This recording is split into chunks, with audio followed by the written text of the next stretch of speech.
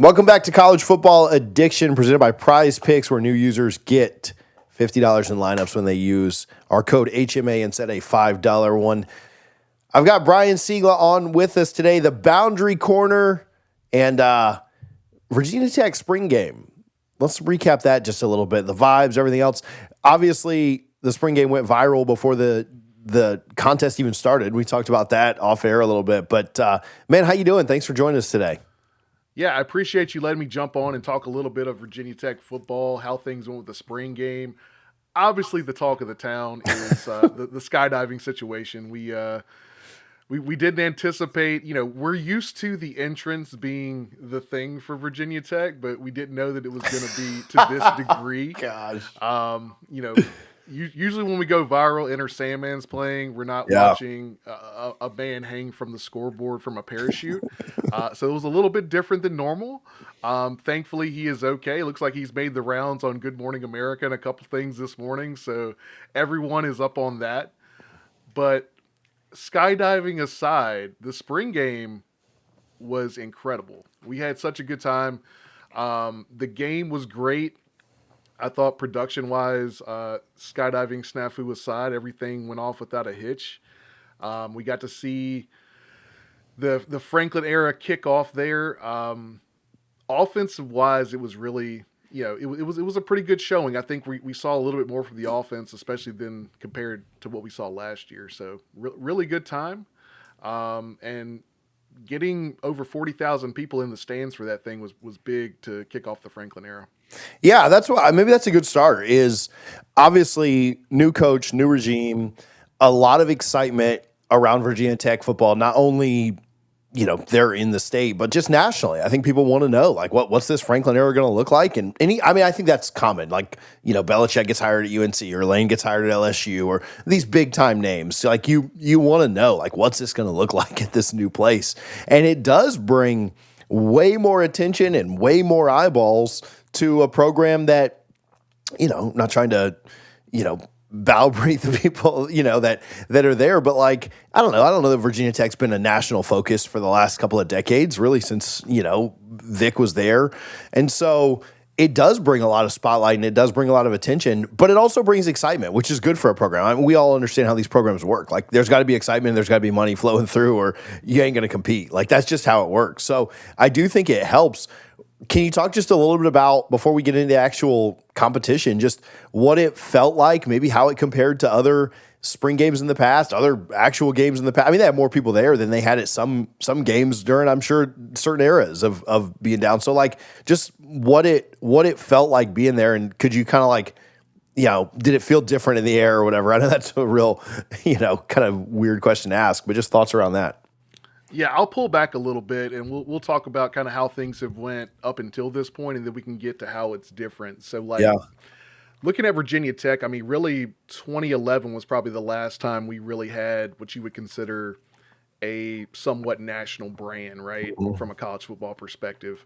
We really, towards the end of the Beamer era, definitely fell off. You could see that both, in season, out of season. And one thing I'll give the Hokie fans credit for is that we still show up and show out pretty well, even when the team isn't doing well. But the energy was a lot different this spring game.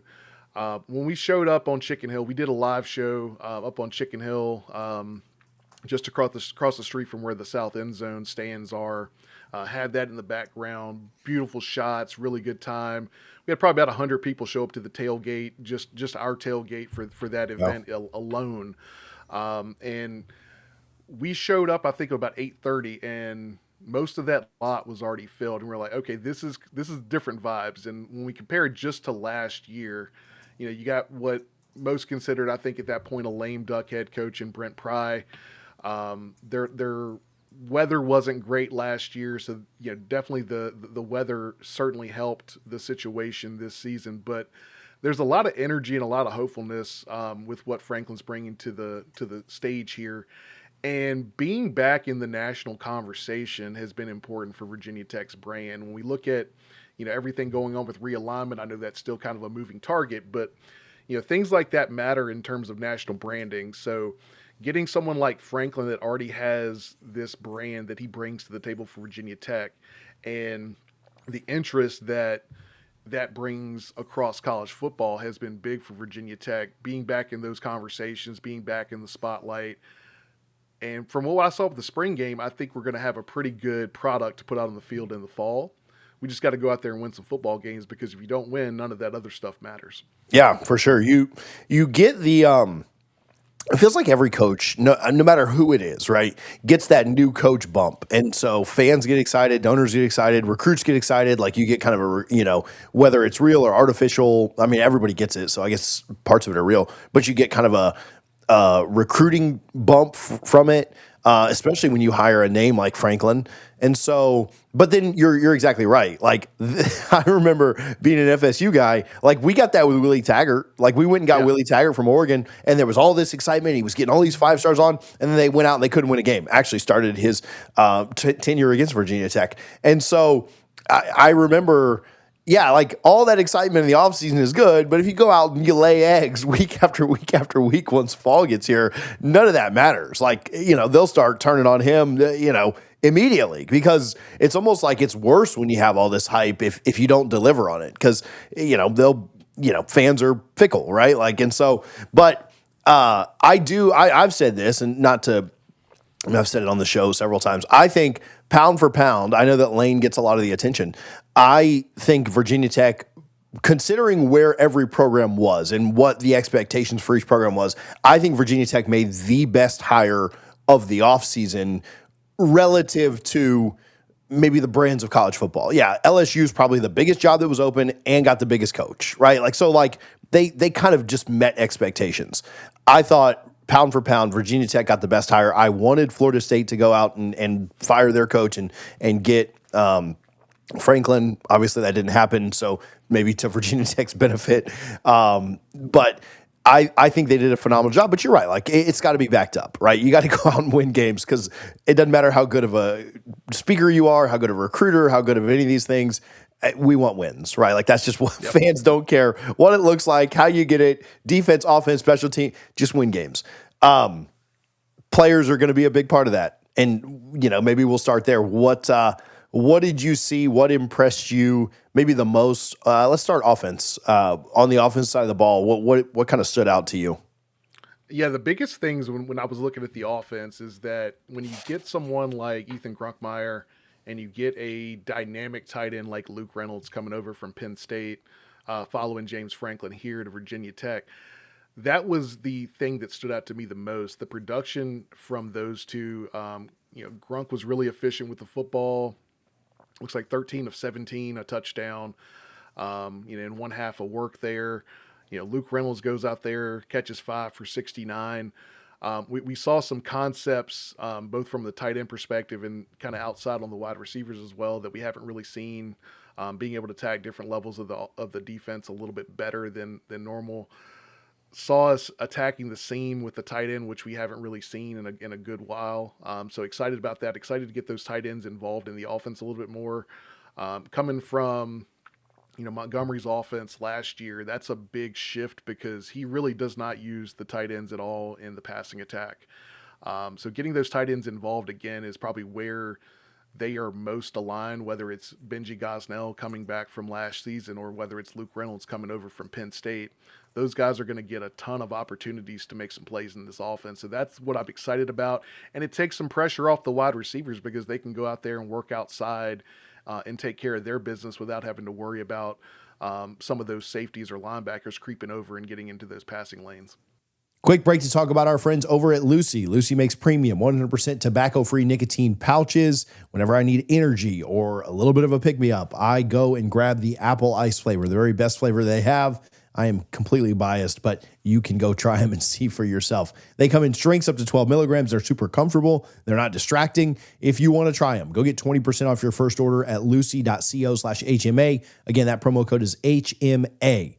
Here comes the fine print. Lucy products are only for adults of legal age, and every customer is age verified. Warning, this product contains nicotine, and nicotine is an addictive chemical. What do you think Grunkemeier's ceiling is? Like, I don't know if that's a very open-ended question. I don't know if that's a I'm not looking for a stat line or anything, but like where can he really elevate the offense to? If you want to give a stat line, that's fine, but you don't have to go crazy with that. Just looking at what we had coming from Kyron Drones over to Grunk, I think the biggest things that you're looking at is just efficiency with the football. Kyron had the ability to make that big play, whether it's with his legs or throwing the football down the field, but he struggled in matriculating the football down the field if the running game was not operating at its top level. So when we look at what Grunt kind of brings to the table, it's the efficiency with the football, getting the ball out quick. We have not had a great offensive line the last few years. I think it's going to be an improved offensive line coming into this year with some of the grabs we've had in the portal, getting some depth kind of behind that first unit there. But being efficient with the football, getting the ball out on time, making sure that the passing game is complementing the running game, that's going to be the biggest things that Grunt can really bring to the table is that efficiency standpoint, because we were not very efficient passing the football with Kyron Drones as quarterback, especially the last 2 seasons. I think he's going to bring that, and it's going to open up the running lanes as a result of that, because now, you can't just stack the box against that rushing attack. What area do you feel like will be your biggest position of concern on offense when like the most room for growth between now and week 1? Probably is going to be the offensive line, because right now that unit was a little banged up coming into the spring. We had Logan Howland coming over from Oklahoma, who I think a lot of us had kind of penciled into a starting spot, but he was dealing with a shoulder injury, kept him out of spring.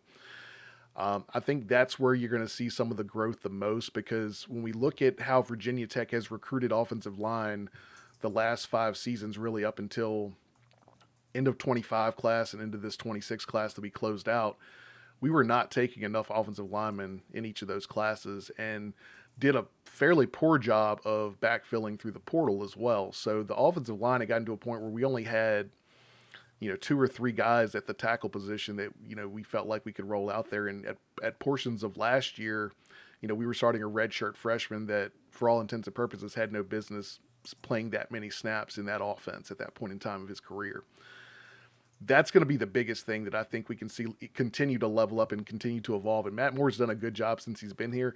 This is really the first time since Fuente moved on that we've had a offensive line coach that was there in December that has made it through 2 consecutive spring games.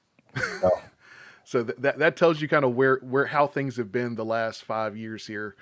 Whether it was, Crook or, some of the other guys that have had that role, it's been a revolving door at offensive line coach, and it's been a big detriment to the recruiting cycles and to the continuity for those players year to year as far as what their expectations are, and making sure that they're all kind of moving as one and getting the right 5 guys out there to start every game. What about defensively? I do think, maybe if we zoom out even just a little bit big picture, what is so I know kind of what the national perspective is on this, but what is the perspective of Virginia Tech supporters and fans and people that cover the team of bringing Pry back to run the defense? Like, it's the weirdest thing in the world, but, and I'll tell you from from my perspective, like, I think it could work out great because like they don't have to learn a new, I think from how effective it's going to be, I think that it's a great thing, but it is still kind of weird. Yeah. And I had to kind of pull back on that a little bit, because where I kind of ended up landing on that is that if, say, James Franklin had got hired at Arkansas, I know they were pushing hard. Say if the spot had come open at FSU, that was one of the schools, like if that job came open, I was concerned. I was like, okay, well, we might land Franklin, but if some of these other jobs open and the dominoes fall in the right way, that could be an opportunity that he might look at. But if he was hired anywhere else, he was probably calling Brent Pry. Yeah. It's only weird because he got hired at Virginia Tech and Brent Pry was the last head coach. Everyone would be all about Brent Pry going back to a defensive coordinator role in a Franklin staff anywhere but Virginia Tech. It's weird because it's Virginia Tech, and that's kind of where I ended up landing. There's a lot of people that are still a little bit out on it just because of the way things wrapped up with Pry's tenure here. Sure. I think that there was still some ill will because of the way some of the things behind the scenes were operating. But Franklin's a guy that's done this role. He knows what it's all about. He knows what it looks and smells like when it's running the right way. You didn't have that with Brent Pry. It was his first time as a head coach. He was probably a little over his skis in a lot of different areas. I think he did a really good job building relationships, and especially post Fuente building the high school relationships back in Virginia. He did a really good job there. I think he was a good guy to like have conversations with about Virginia Tech football. He was a good ambassador for the brand, but I think a lot of those other operational functions just was not in his skill set. And I think going back to a defensive coordinator role is going to be a really good thing for him and a really good thing for Virginia Tech. Yeah, I'm in complete agreement. Like sometimes not to say that he'll never get there, but some guys are just not cut out to be a head coach. Like some guys just need to coach ball, and with all that our sport now requires of a head coach, you're not able, as sometimes at that head coach level, to just coach ball, right? Like you've got a CEO and a counselor and GM and just everything else that goes into it. Some guys are just not cut out for that. And I'm not saying that Brent will never be. That's not my take. But like sometimes you'll see guys like go back to that role and really kind of shine. I mean, it didn't work. It wasn't like perfect or anything with like Malzahn, but he excelled. And Florida State had a good offense with him kind of jumping into that coordinator role from being a head coach. And so, I'm very hopeful for it. So that does lead into like, what were your thoughts just on the defense? Maybe who stood out? What'd you like about seeing that unit under him? I think the biggest thing is that I saw a lot of improvement from the linebacker unit when it comes to getting in the right gaps, getting those fits, safeties coming up at the right time. There was a lot less indecision from those positions, and I think that's something that we've seen a lot the last few years. And then pulling out a little bit, when we look at last year's unit, we struggled with pass rush and we struggled covering wide receivers deep down the field. And some of that was that we didn't quite have the right mix up front. A couple guys opted out, especially once Pry got fired mid-season. Same thing happened in the cornerback room, which was already kind of thin heading into last year. We've done a really good job of pulling some guys in the portal this season to shore up that cornerback room. A couple new pieces along the defensive line as well, especially from a pass rush perspective. Those guys looked really well. Hilson in particular did a really good job in pass rush. The guys coming back, especially Kamari Copeland, he's going to be an absolute force in the middle. He was last year. I think you're going to see him take another step this year. He's a guy to really circle and say he's kind of that de facto leader on the defense. And then you got a guy like Ace Stevens, defensive end, who's been with the program now for a while, was originally came in as a linebacker, had moved to defensive line the last couple seasons here, and he's starting to come on. I think he's going to make turn some heads on this defense. Probably more of a run stop guy, but he can has a really good bull rush and can drive those tackles back into the quarterback as well. Dude, I love Hilson. I remember Florida State was really in on him hard out of high school, and I wanted him so bad. So I'm excited to see what he looks like. You mentioned him. You mentioned Copeland. Were there any maybe surprises on the defense side of the ball that you said like, oh man, this guy kind of overperformed or did really well, whether it just be from the game or just spring in general that you think like made a big move up this offseason? I think when you look at this, and this has kind of been an ongoing thing going back to last year, is that Elhaj Fall has really come on strong on the interior there. Somebody else that can run alongside Kamari Copeland was something that we weren't really sure about last year. And he came on last year, did really well. And in the spring game, he made a few big plays, good tackles, was able to rush the passer pretty well from the interior. So he's a guy that I'm going to keep my eye on to continue to grow, because he was a guy that I thought may be, a rotational player, get in here, from time to time, and now he's really starting to solidify himself as a potential starter, but definitely a force in the two deep. If you had one game ball to give out from Saturday, who would you give it to? Luke Reynolds, no doubt. He is, you don't really get a 5-star tight end at Virginia Tech very often. So getting him through the portal from Penn State was big. As advertised, he is a dynamic player. He blocks pretty well in the rush game, but when you get him outside, you split him out a little bit, you send him up the seam. I mean, he plays the tight end position with a wide receiver mentality. And he's not just a tight end that you get him the ball and he's down. Like he's going to get some run after the catch. He's pretty athletic, got really good hands. So across the board, yeah, he was definitely the standout guy there. But I'll give a honorable mention to Jeffrey Overton. Jeff Overton is going to be the premier running back in this offense.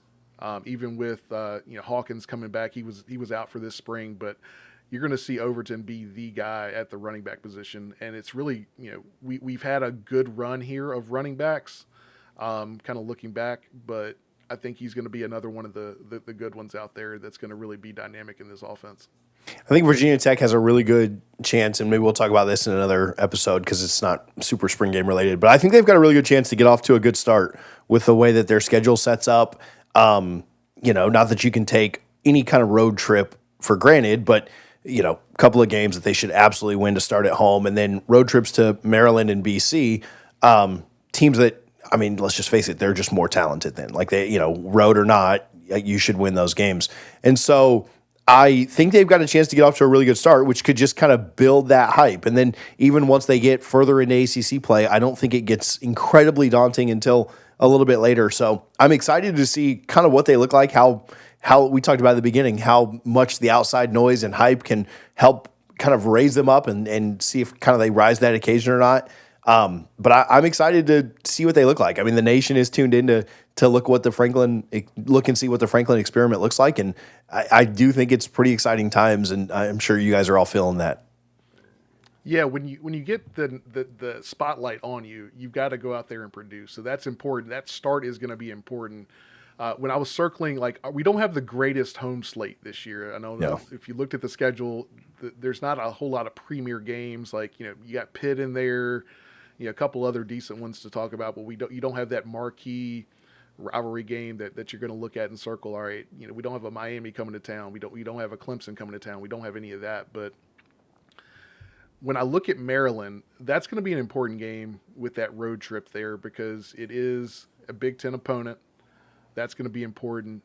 How that game goes, I think, is going to dictate where those expectations are for the rest of the year. If you go up there and you win that, great. If you go up there and win that handily, you're gonna get some eyes on you, I think, a little bit there because they'll be like, okay, well, this is not what we've seen from Virginia Tech, especially the last few years. Maybe even going back to 2016, 2017, early in the Fuente era when we were still playing pretty decent ball at that point. Had a really stacked team that was mostly Beamer recruits.